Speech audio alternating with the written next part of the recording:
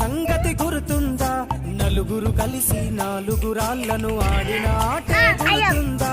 చిన్నతనమంటే కొంటతనమేలే, ఎన్ని ఏళ్ళైనా తీయని జ్ఞాపకమే. ఈ మానవ జీవన పయనంలో బాల్యం అద్భుతమే, మన బాల్యం అద్భుతమే. వీరి వీరి గుమ్మడి పండు వీరి పేరేమి, తాగుడు మూతలు దండకోర్ వీరి పేరేమి.